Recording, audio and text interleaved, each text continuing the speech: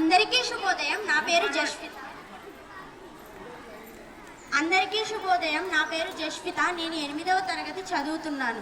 ఈరోజు నేను ఒక కథ చెప్పబోతున్నాను. అది నాకు మా తాత చెప్పిన కథ. ఏమైందంటే ఒకరోజు నేను మా అమ్మమ్మ వాళ్ళ ఇంటికి వెళ్ళాను. అక్కడ మా తాతతోని నేను చాలా సంతోషంగా గడిపాను. అయితే నేను ఒకరోజు మా తాతని ఇలా అడిగాను, తాత, నేను జీవితంలో సక్సెస్ కావాలని అనుకుంటున్నాను, నేను ఎలా అవ్వాలి, సక్సెస్ అంటే అసలు ఏంటి అని అడిగాను. అప్పుడు మా తాత నన్ను ఒక నర్సరీకి తీసుకెళ్ళాడు. ఆ నర్సరీలో 2 చిన్న చిన్న మొక్కలు కొన్నాడు. ఆ 2 చిన్న చిన్న మొక్కలు ఇంటికి తీసుకువచ్చి ఒక మొక్కని ఇంట్లో, ఒక మొక్కని ఇంటి బయట నాటు పెట్టి వాటికి నీళ్లు పోసాడు. నీళ్లు పోసి నన్ను ఇలా అడిగాడు, ఇప్పుడు నువ్వు 2 మొక్కలను చూస్తున్నావు కదా, ఈ 2 మొక్కల్లో ఏ మొక్క బాగా పెరుగుతుందని నువ్వు అనుకుంటున్నావు అని నన్ను అడిగాడు. అప్పుడు నేను కొంచెం సేపు ఆలోచించి ఇలా చెప్పాను, తాత, ఇంట్లో పెట్టిన మొక్క చాలా బాగా పెరుగుతుంది అని చెప్పాను. ఎందుకు పెరుగుతుంది అని అడిగాడు.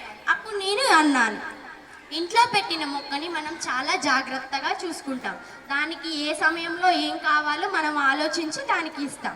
కానీ బయట పెట్టిన మొక్కని మనం బాగా చూసుకోలేం కదా, దానికి ఏ జంతువో ఏదో ఒక ప్రకృతి వైపరీత్యం దాన్ని ఏదో ఒకటి చేయవచ్చు అని చెప్పారు. మా తాత సరేలే చూద్దాం ఏది మంచిగా పెరుగుతుందో అన్నాడు. ఆ తర్వాత నేను మా ఇంటికి వెళ్ళిపోయాను. 4 సంవత్సరాల తర్వాత మళ్ళీ వెళ్ళినప్పుడు మా తాతని నేను అదే ప్రశ్న అడిగాను.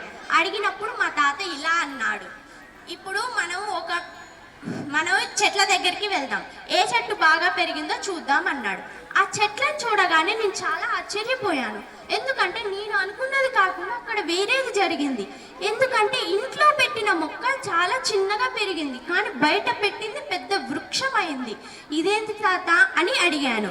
అడగంగానే మా తాత ఇలా చెప్పాడు, మనము ఇంట్లో పెట్టిన దాన్ని మనం చూసుకుంటేనే అది పెరుగుతుంది, కానీ బయట పెట్టింది ఏ కష్టం వచ్చినా ఎదుర్కొని అది పెరిగింది. అంటే చూసావా ఎంత గొప్పదో బయట పెట్టిన చెట్టు అని అన్నాడు. వెంటనే నాకు బాగా అర్థమైంది తాత, ఎలా సక్సెస్ కావాలో అన్నాను. ఈ కథలో నీతి ఏమిటంటే, మనకు ఏదైనా కష్టం వచ్చినప్పుడు అయ్యో నేను చేయలేను, నేనేమీ చేయలేను అని ఒక్కడ కూర్చునే బదులు ఆ కష్టాన్ని ఎదుర్కొనే మార్గాన్ని వెతికి ఆ కష్టాన్ని ఎదుర్కొనే మార్గం దగ్గరికి వెళ్తే మనం సఫలమవుతాం కదా. ధన్యవాదములు.